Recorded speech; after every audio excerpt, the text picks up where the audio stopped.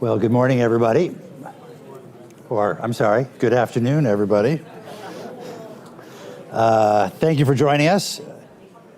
We've got I'm told about 100 people here and about 250 people on Zoom. We're delighted to welcome Ambassador Katherine Tai. Did you make it all the way down the street from USTR to here okay? The entire half block, yes. Yeah, so we made it safely, it's yes. great. Yeah, it's quite a commute. Yeah, glad you could find the building. We're going to talk about a lot of issues, including, very importantly, the upcoming ministerial, the WTO ministerial MC 13. But before we get there, I wanted to cover a couple other matters. Very importantly, the U.S. Trade Representative, I think, probably travels only somewhat less than the Secretary of State, but does not have a plane. Exactly. So my question for you is, which is better, Global Services on United or Concierge Key on American? You're opening up a can of worms. But you know what? It is an honor to serve and a real privilege. And oftentimes to serve in economy class, which is a particular honor. I feel your pain, so it's great that you do that. Let's start with worker-centric trade policy. Yeah. Back in the old days, there was a notion that since the U.S. market is relatively open, we don't have that much protection here, average applied tariff is about 3.5%, that if we were able to reduce barriers to other countries disproportionately, we could export more, made by U.S. workers, and that export-related jobs paid more than non-export-related jobs, and that we could use access to our market as a way of getting other countries to reform their labor practices and raise their standards, which would create a more level playing field. That theory is sort of out of vogue at the moment. But tell me, can you envisage what an agreement that is worker-centric looks like that reduces barriers or increases trade? Sure. Well, I don't know about out of vogue. I wouldn't quite put it that way, but I know what you mean. I think that was the thrust of our trade policies for a long time, and we're trying to do something new. But I think it's less about style and what's in vogue and out of vogue. I think it's more about looking at the data. Everything comes back to the data. If you look at the U.S. economy and you think about that frame of, export-led trade policies, today, I know the numbers have been updated just very, very recently, but approximately speaking, the percentage of exports to GDP is around 10%, maybe 11 or 12%. So it's not very high. Some of our trading partners have very, very high export as a proportion of GDP, right? I think trade exports and imports as part of GDP is 25%, somewhere below a quarter of our GDP. So you just have to put that into context. I think you also have to think about the fact of the balance of exports and imports. And we are the consuming engine for the world.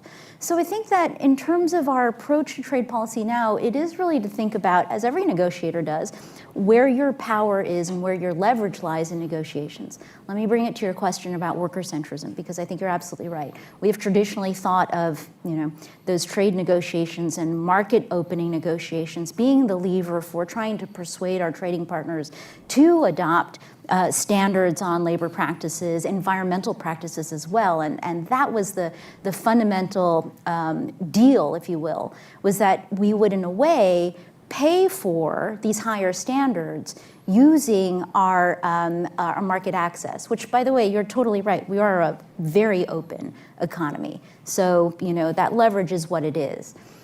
I think that today, if I'm going to boil it down to what we're trying to do, it's to take the president's economic focus, which is to build out and reinvigorate the American middle class, and then to extend that out into the trade policy conversation to say, This is what we're trying to do. We're trying to create and maintain jobs and good jobs at home, because that middle class is really important to our democracy. That middle class is important to the vigor in our economy and the opportunity that we can continue to create for Americans. And have that conversation with our trading partners, and it turns out that that's what everybody's trying to do. Everybody is trying to create jobs at home. Everybody is trying to promote opportunity. And so then the question becomes not what do I have to pay you to do X, Y, or Z, but how can we put the forces of our cooperation together? What does the deal look like where we are building our middle classes together?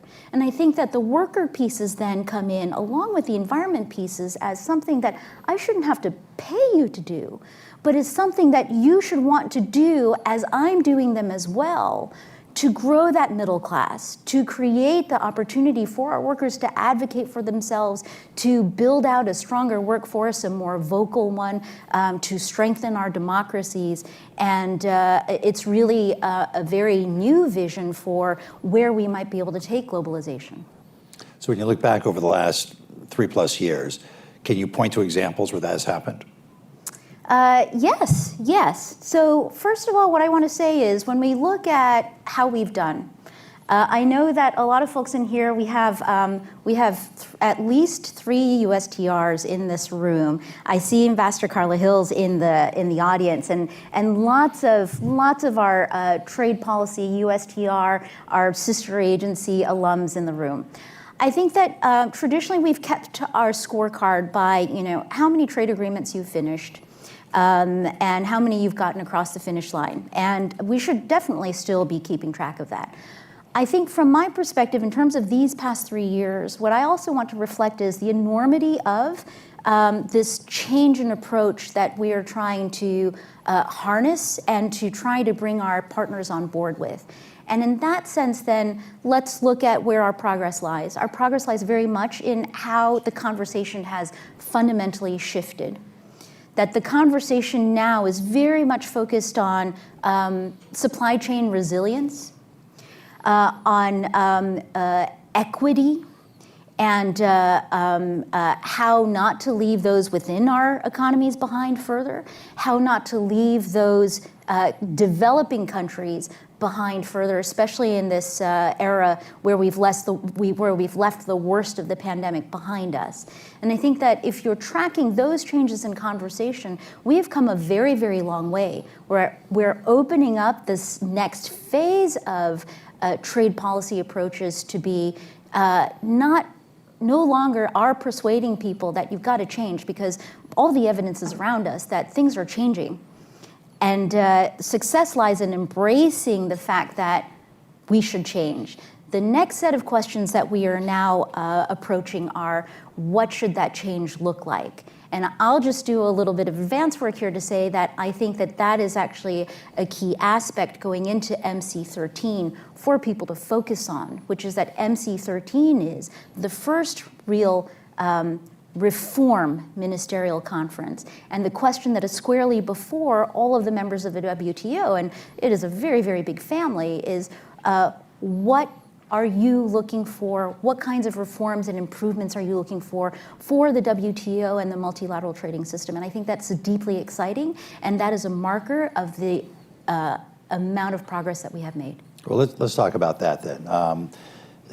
WTO used to be known for either broad multilateral or broad plurilateral negotiations, monitoring countries' trade policies, being a forum where you could come and talk about each other's trade policies, and then thirdly, dispute settlement.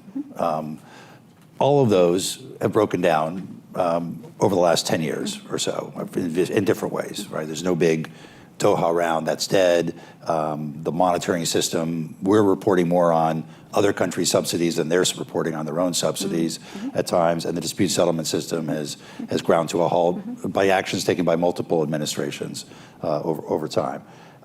What do you see the value of the WTO now going forward, and how does this reform agenda that you're pursuing at MC13, the upcoming ministerial, how will that position the WTO going forward? Certainly.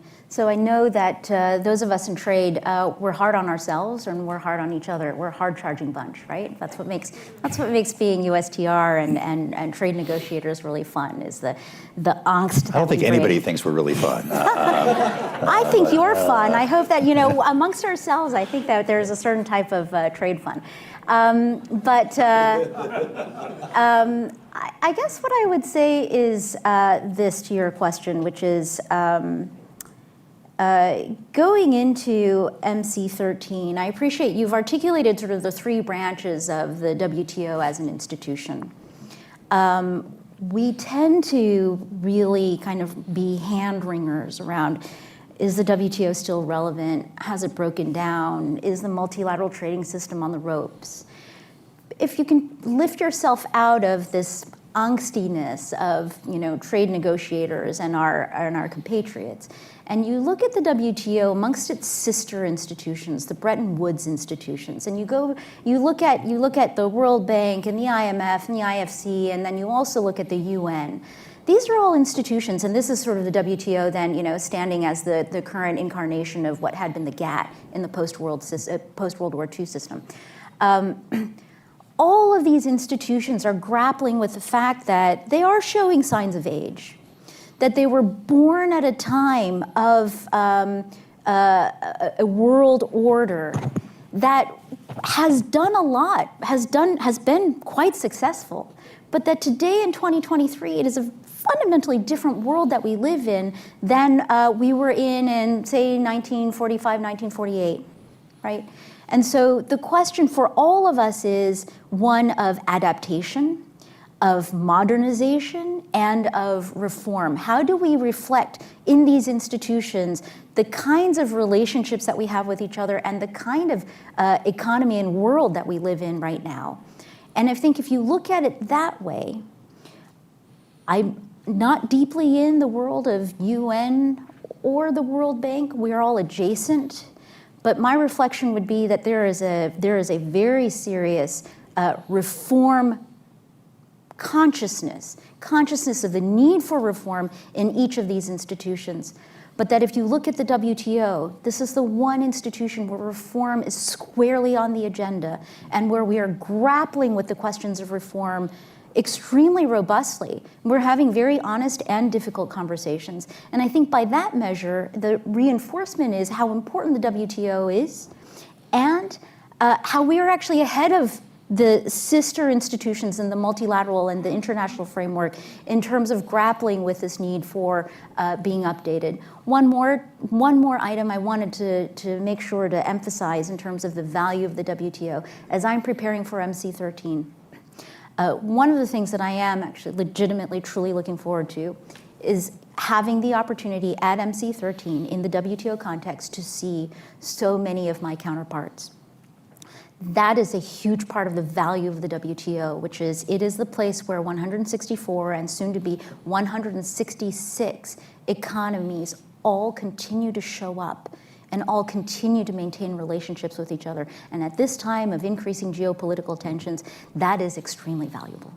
So I tend to agree with you that the fun trade people like ourselves tend to spend too much time on the WTO as an institution and not so much on what's the political consensus behind what countries want out of the global trading system and then how to manifest it in the WTO. But from your perspective, what are those elements of reform? It's good that the WTO is taking on reform. Yes. What should those elements of reform be for the WTO? Great. So how can the WTO reflect the fact that the member economies today look different from the member economies just when the WTO was formed in 94, 95, right? So there are more members, which means that there's more diversity, more complexity in the negotiations and the interactions that have to happen. And then even amongst the members, you have seen evolutions of their existences, right? So Brexit has happened.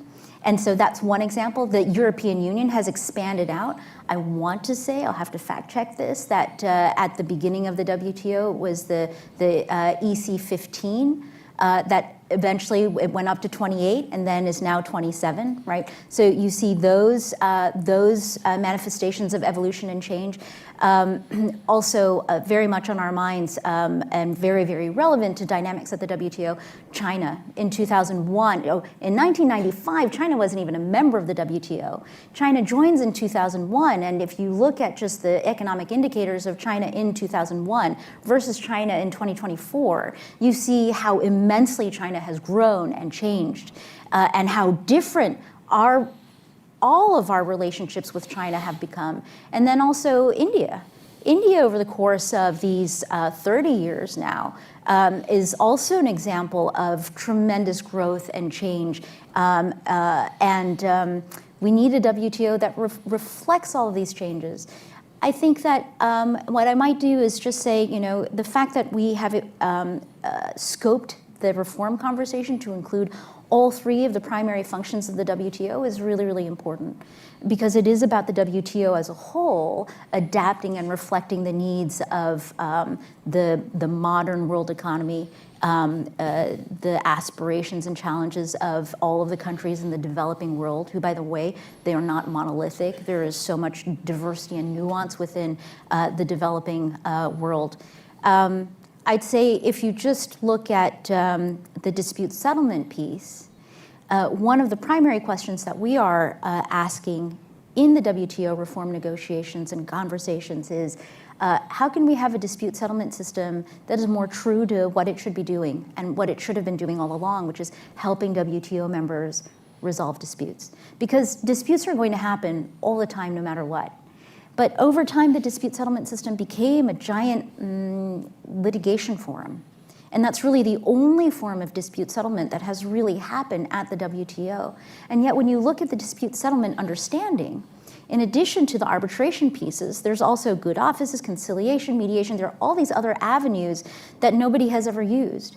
And if you look at the litigation piece, over time, it's become very, very costly, very, very time intensive. And it's all on the WTO website. If you look at who uses the dispute settlement system, it's not the membership. It's a very small subset of the membership. And so the majority of the WTO doesn't even use the dispute settlement system. And that says to me that this dispute settlement system isn't helping members do what it should be doing. So this reform conversation, I think, is one where we have to pay particular attention to how do we maintain a constructive approach across 166 member economies. It is really important for us to be able to improve the WTO and to make it more useful to its members. Well, there's a lot more we can get into there. Maybe we will in the questions, but I wanted to move on to another thing that has changed a lot in the last same period of time that we were just talking about, and that is the nature of technology and the nature of our economy. And that brings you to digital issues, data issues, and things of that sort. For a long time, the U.S. had a position around free flow of data across borders, not taxing digital products across borders. There's been a recent change in that, both at the WTO and in APEC. How much of this is concern that something might happen in the trade field that would constrain either the ability of Congress to legislate privacy or antitrust concerns regarding our large digital platforms, or the antitrust authorities themselves, the Department of Justice, the FTC, from taking the actions that they want to take with regard to competitiveness? And what does it mean, since given the fact that the U.S. economy is probably certainly the leader in all things digital, what does it mean for us to move away from defending these principles that have been so core to what we've tried to do before? This is a great question. I really love it. And, I just want to acknowledge the fact that you have always been a really generous source of advice and guidance to me from when I worked for you, when you were a USTR over time. And we had a conversation during the transition in your previous job where you raised for me the importance of these digital trade issues. And it's obvious, this economy that we live in, and I know I'm looking at myself on a screen right here where, I'm being transmitted out to lots of people over the digital infrastructure. our entire lives, and certainly our economy, have become a digital one, right? So what does that mean for trade? If the challenge for us in this time period in our collective history is to ensure that we are responsive and we're reflective of reality, what does that mean for what we have called digital trade? And so I'll just take this opportunity to tell a little bit of a story that I hope and think that will be relatable for so many people in the room and online. When we started on these digital provisions in our trade practice, I think that the first FTA that had a chapter that started dealing with these issues was Singapore. And we're about to celebrate 20 years of the Singapore FTA this year. So early 2000s that we're negotiating this. It's called the e-commerce chapter. And it's the e-commerce chapter in several iterations of FTAs going forward, right? And I think that makes sense if you think about what the digital economy looked like in the early 2000s. It really was about e-commerce. I mean, Amazon was still a startup. It was still, in early stages where Amazon, I think, was still mostly selling books in the late 90s and early 2000s. So when we thought about that way and thought, how does that intersect with trade and the types of things that we negotiate, I think that we rightly and appropriately at the time thought about e-commerce digital trade provisions as largely facilitative provisions. The flow of data was there, and we wanted to safeguard the flow of data to facilitate traditional trade transactions, the movement of goods across borders. The analogy to services we used also in digital. But we thought about it in fairly traditional terms as a trade facilitation modality. That makes perfect sense. But if you fast forward to where we are today in 2024, one of the things that you realize is that the flow of data, the decisions around where data needs to be stored, how it needs to be handled, takes on much different dimensions, because over this period of time, in fact, in the digital economy, the data is no longer just about facilitating traditional types of transactions. The data has become the commodity in and of itself. The data is now what has value, and the ability to accumulate that data and for vast amounts of data then to be combined with computing power to create things like generative AI and large language models, it starts to give you a sense, just as a normal trade negotiator, that there are much bigger equities at stake in what we might be doing in our trade negotiations. It's not just about facilitating trade. It's actually appreciating that the questions that are called around how we regulate data and how we regulate the companies that accumulate, harvest, and trade in this data is something that we need to resolve and advance before we can thoughtfully and responsibly engage in trade negotiations to figure out what the limits are in terms of what we should be doing and what the goals are of what we should be doing with our trading partners. And I think, one other data point for all of you is on the digital side, I will just admit, I come out of a very traditional trade background, trade in goods. I cut my teeth at USTR back when you were USTR litigating a case on export restraints on raw materials, right? Those are the critical minerals, the things that come out of the ground. This digital conversation is one where I am learning alongside everybody else and alongside all of our policymakers as well. As we peel back the onion and thinking about data is something that you are generating, I'm generating. When I have my Fitbit on, I am generating data 24/7.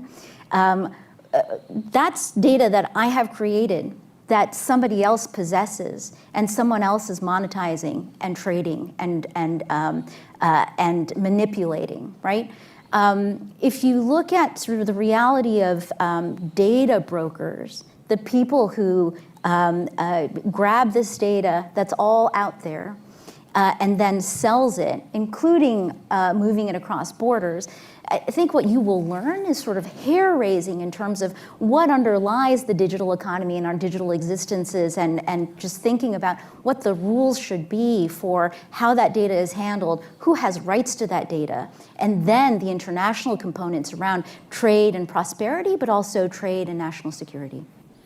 Well, the only thing I'd say to that is I think the issue of data has gone way beyond trading goods for some time. Services, among other things, have been largely dependent on data. Now manufacturing also dependent on data. 3 million lines of code in a car, things of that sort.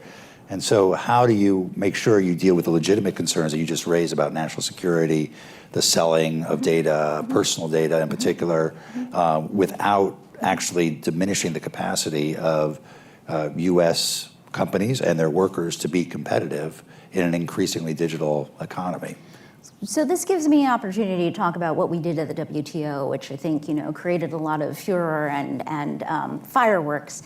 For all of you who have been involved in trade negotiations and WTO negotiations, you know that it is traditionally a text-based exercise, and that everybody goes in flexing their muscles, and so you're always going in and dialing your text to kind of the extreme, knowing that what comes out through the negotiations is going to be somewhere in the middle, depending on where it's going to land, if it can land. With that said, what we did in, I think it was October of last year, was go to these 3 or 4 provisions, one on data flows, one on data localization storage, and one on source code, and say the United States is, and this is trade language, right? This is WTO lingo, we are withdrawing our attributions. So in that text, where after every provision you have in parentheses all of the countries or the WTO economies that have said, this is what, this is where we're putting our chips. We took the U.S. out of the parentheses in those 3 provisions, and what we said at the time was, it is so that we can reconsider our positions on these 3 very important issues, and that we can come back with better considered, better informed, and better related to current domestic and international debates positions, right? So in terms of what we've done, we've not actually taken anything away from anyone. This world is still operating the way it has always. We are always looking out for the equities of the American economy, our stakeholders, our companies, and also our workers, and our small businesses, our entrepreneurs, our farmers, our ranchers, et cetera. But it is actually a very deliberate action that we have taken to allow for deliberative engagement on those issues that will reflect better where we are. I will say this, if you look around the world and some of our closest trading partners, you begin to appreciate how our systems are different, and that means that we have different superpowers that we bring to our engagements around the world. If you look at the Europeans, I think that despite being a very complex institution, that the European superpower, one of them is regulation. That they are able to seize the attention of the rest of the world through their ability to coalesce 27 member states around regulations and extraterritorial regulatory reach. If you look at our system, you could call it a superpower. Our superpower is not regulating. And in the area of technology, especially where technology is creating this digital existence, it is an area where we know that we have to take steps forward, and whether it's through the competition enforcement, whether it's through legislating on privacy, on the responsibility of stakeholders in the world of technology, how technology interacts with our democratic institutions, that it is actually really, really important for us to be connected as USTR to the rest of the conversation within the administration, in Congress, and beyond, to ensure that what we're doing at the WTO, 1, makes sense, 2, is consistent and coherent with everything else that we're doing. And three, ultimately, is constructive to bringing about a world that respects freedoms, that yes, that promotes economic vitality, but also isn't blind to the implications of what we're doing on all these other aspects of the interaction of government and the economy. Do one last question, then open it up to everybody here and online. One thing that we're increasingly doing here at the council is focusing on trade-offs, sort of teeing up big policy issues and saying there are many different ways you could go, but each one has a trade-off, and making those trade-offs explicit. And trade is a great area to talk about trade-offs. Yeah. We hate being overly dependent on China for basic goods. We also hate inflation and higher costs of living.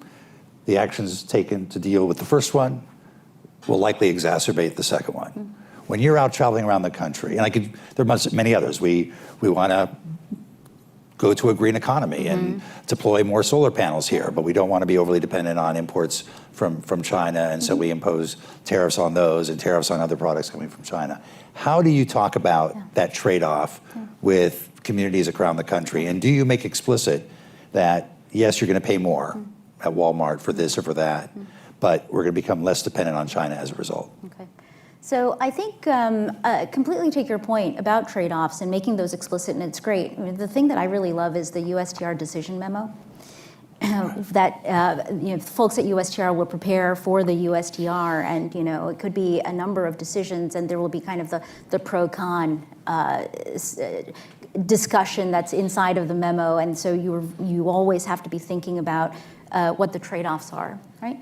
I think on your point around, let's say, supply chain resilience, de-risking, diversification of trade, the clean transition also, I would say this. I think that we can break out a little bit of the trade-off, kind of a little bit of that zero-sum dynamic. If instead of just looking at this very moment, you make the conversation about the fact that in each of these areas, what we're dealing with is managing a transition. That today we know that we have critical dependencies and vulnerabilities that are actually bad from a national security and just a geopolitical standpoint. For every sector where we feel that we are critically vulnerable to another country, and say China in particular, I think that it creates a sense of angst and insecurity that is destabilizing for the world economy and frankly for the world. And the flip side, there are things where we hold the choke points, where we flex that we're willing to choke and we're willing to press on those choke points, that it creates anxiety and nervousness in other parts of the world.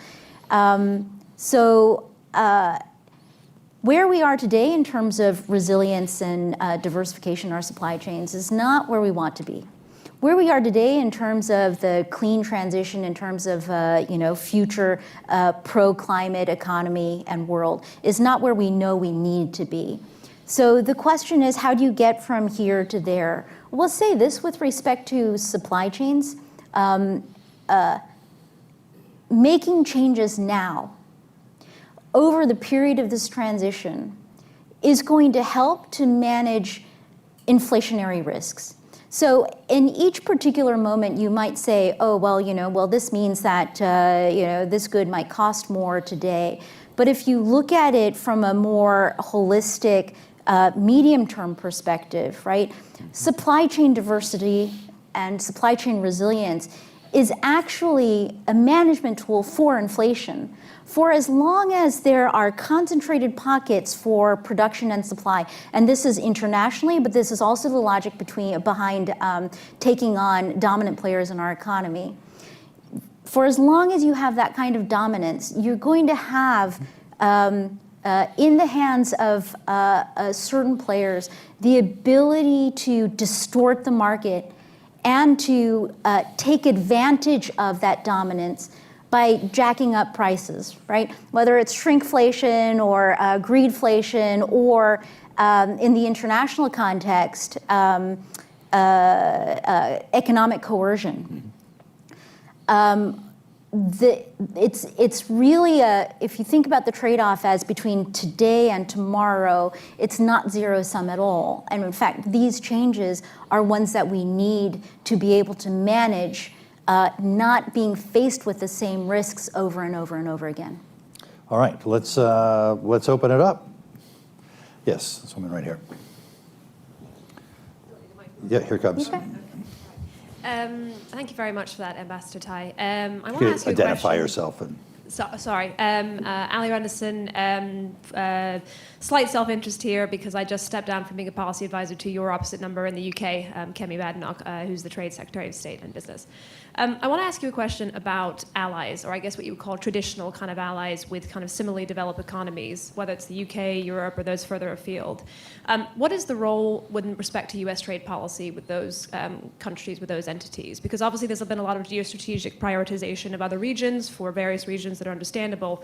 But if you look at an agreement like TTIP, which Ambassador Froman sort of was negotiating, I remember there was a big focus on that being kind of an agreement that was going to bring together a critical mass to kind of influence the way in which trade policy and to some extent, I suppose you could say, regulations were set. We've moved on from that a little bit. I'm just wondering where you see the role is for trade policy with those kind of allies.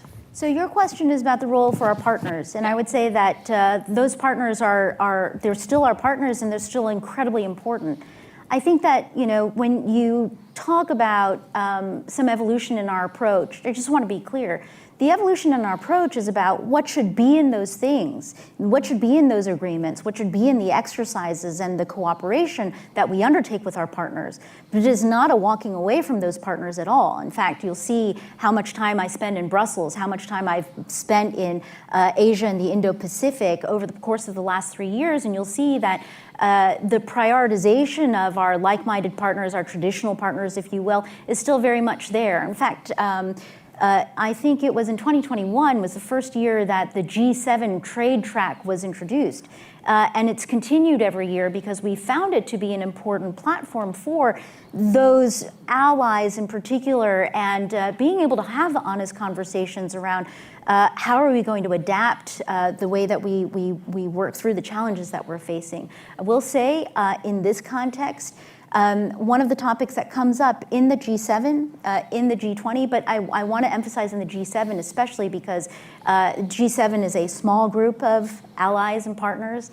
It is a very well-to-do group of economies and countries that even in the G7 you see a large part of the conversation that's also reflected in G20 and APEC and at the WTO, one around the question of how we engage with, how we partner with more successfully other partners that are in the developing world, less advanced economies, and how we can advance more successful templates for trade and economic partnerships.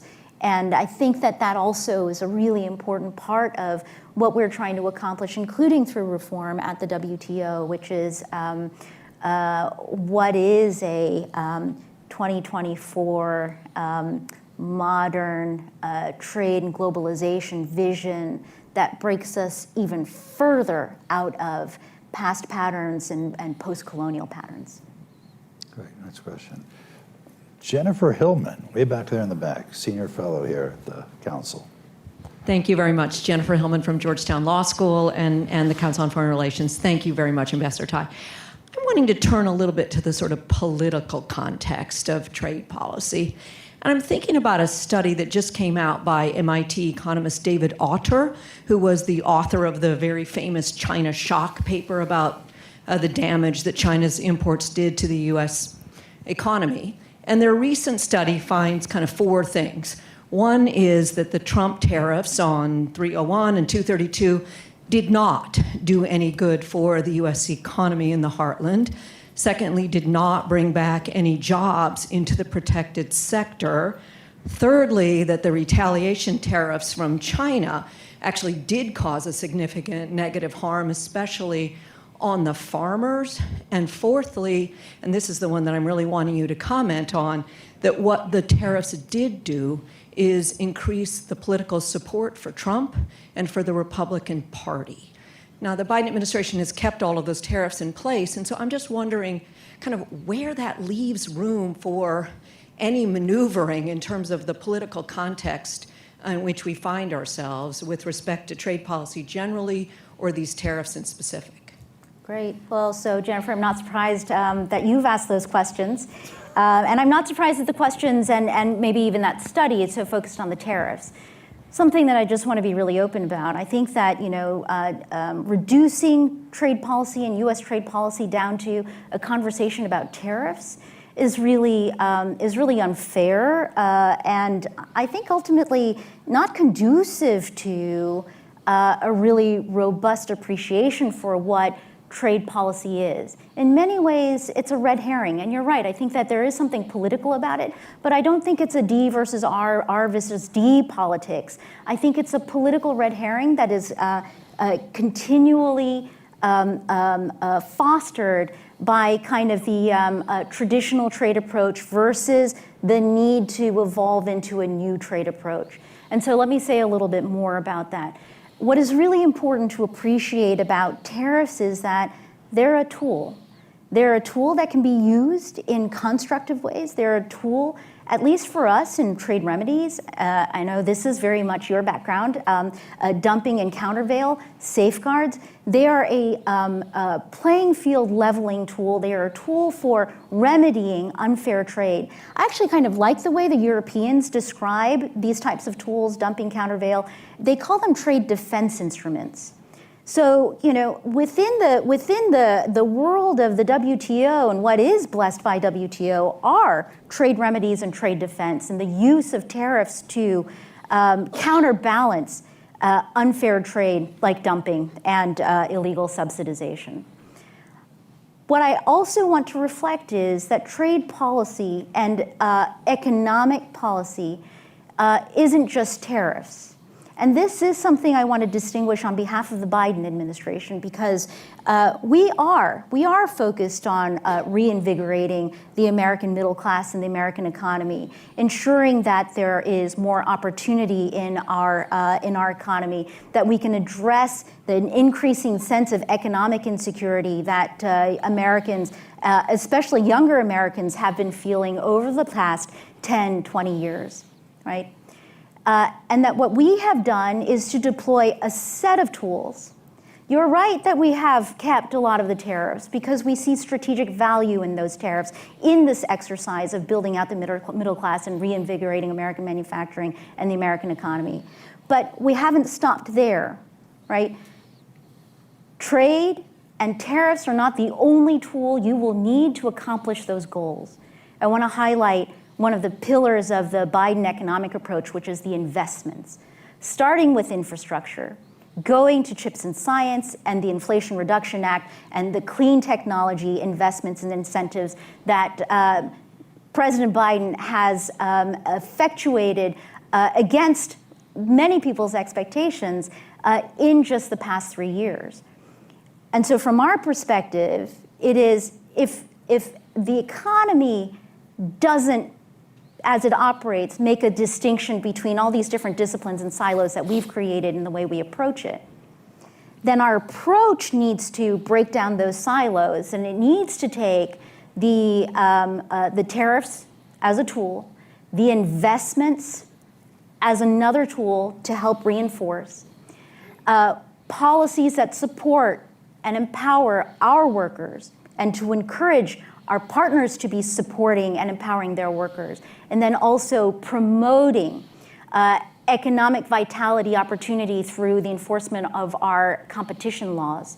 That when taken together, you can see what we're trying to accomplish.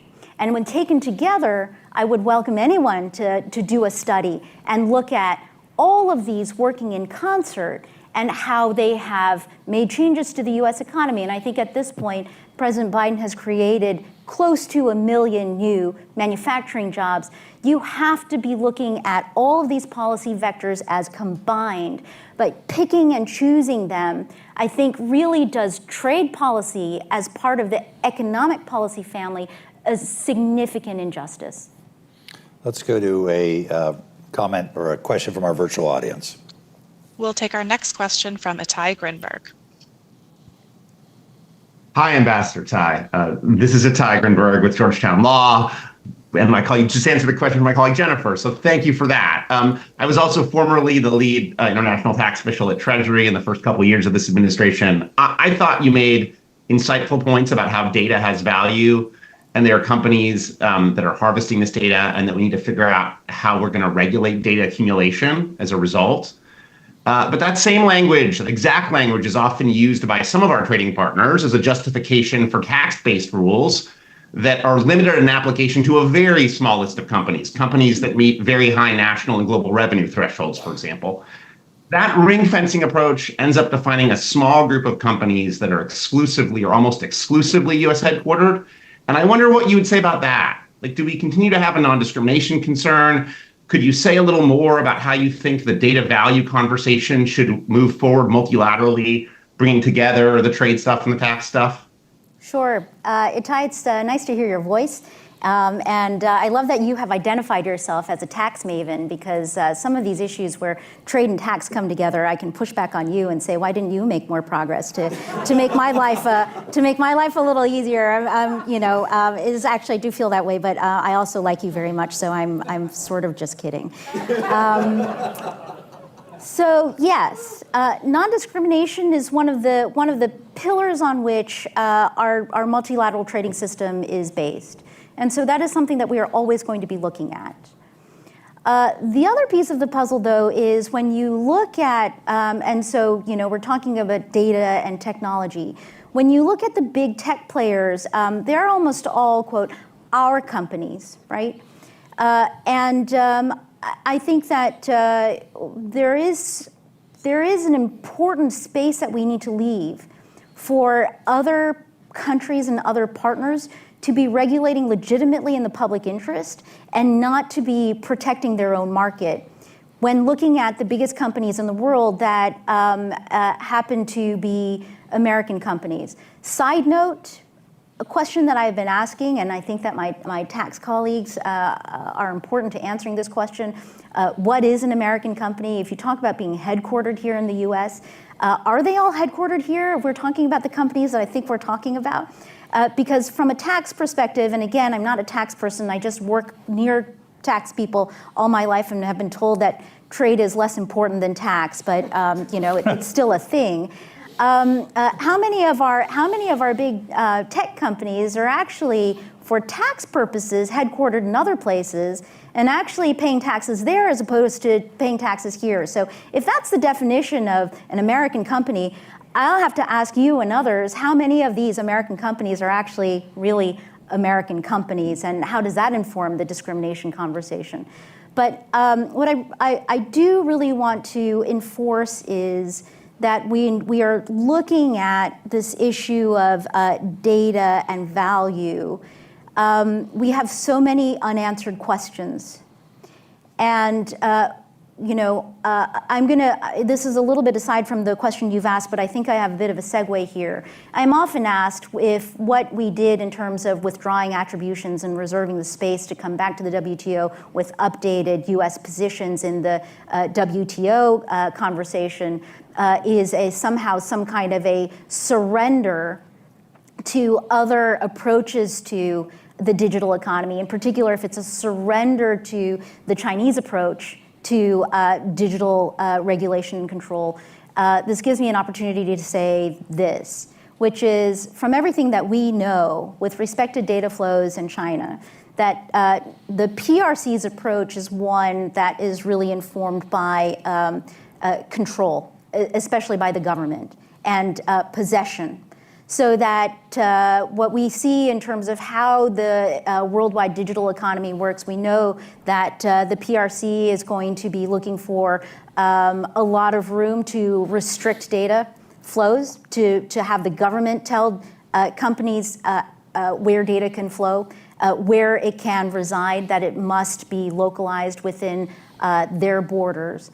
And what we know is data flows into China, doesn't flow back out, and that all of that data eventually will either be in the possession of or be accessible to the state. And we know that when we look at that model, it really doesn't reflect our values, and that is not what we want. And I think that we have actually a lot of consistency with many of our trading partners that that's not the system that we want. On the flip side, when we take a look at ourselves and where we are right now, what I would observe is we have a system that has very little regulation. In fact, I have been told by my friends on the Hill, whichever part of this political spectrum they might sit on, that an American has no privacy rights to their data here in the United States. And that just doesn't feel right, and that's something that they are trying to do something about. But that in our system, all of the data that is created by all of us is captured and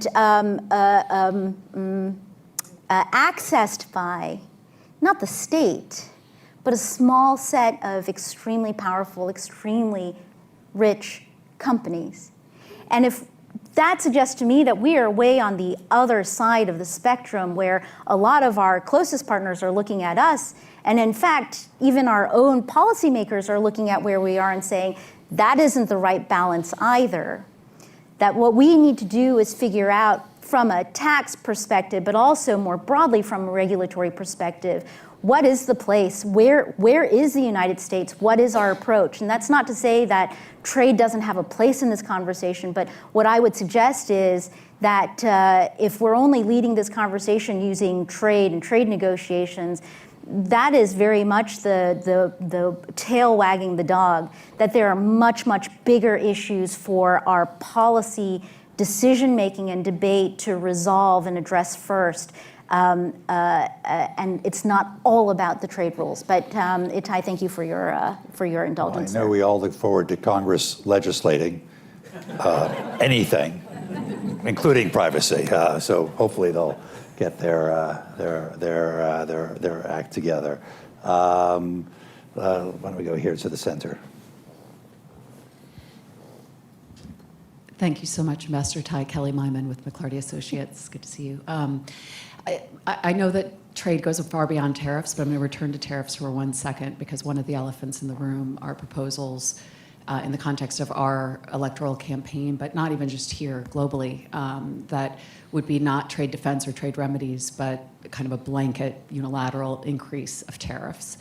And just given everything that you and Ambassador Froman were talking about with the weaknesses of the global trading system, et cetera, what do you see as being, when that feels so attractive politically, right, to say, but when the inflationary impact, not just on consumers, but on our services sector, on our manufacturing, and frankly, just the retaliation risk as far as what other countries would do to U.S. exports is so real. How do you think that this threat here and among our trading partners might be addressed? Thank you. So I think you described it as an elephant in the room, but I think that it's actually a particular person that you're talking about, right? I guess what I would say is this. Everybody just take a breath. When tariffs come up, I don't know, just really channel your trade nerd self and recognize that tariffs are a tool, that they can be emotional, and they can be hyper dramatic, and we've seen them used in that way in the past. But whether it's coming from us or from others in our national debate, take the time, use your trade expertise, interrogate what is being proposed, and ask what would this action be done for? What is the objective? It's a little bit like this, the flip side of trade liberalization for trade liberalization's sake. Let's ask what larger purposes liberalization might serve and how we can use liberalization as a tool to accomplish those goals.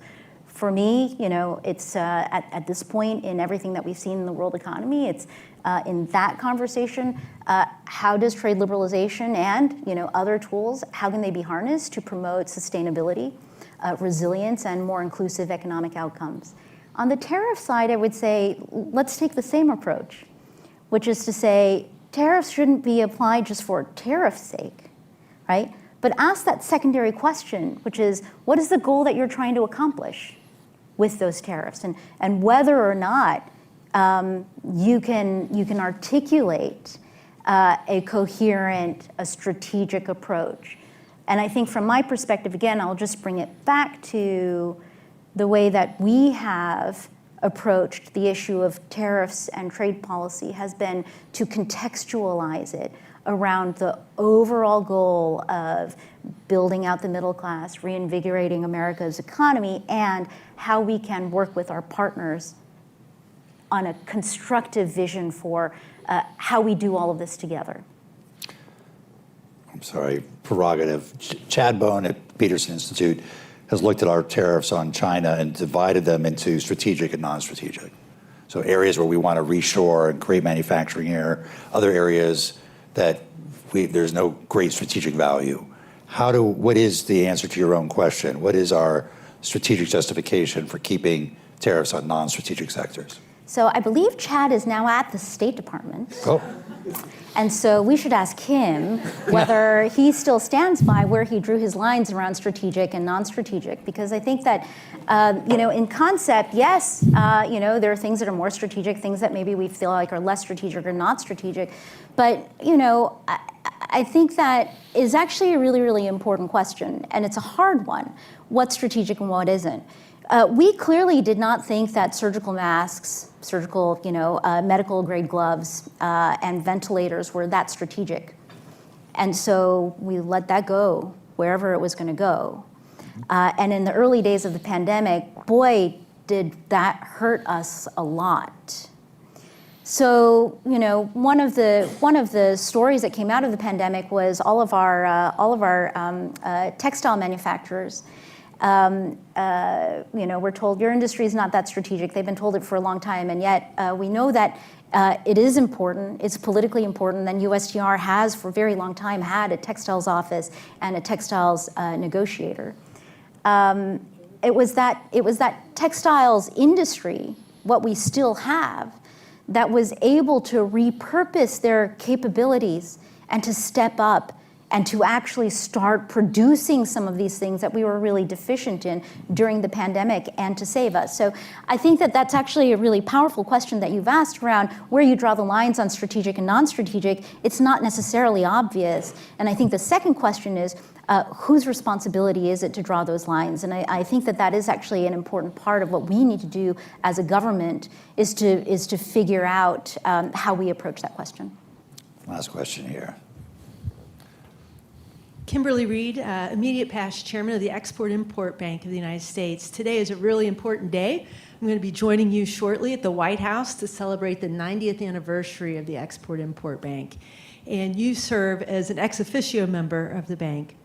When I left in 2021, we'd worked hard to reopen the agency. It had essentially been shut for 4 years because of Congress.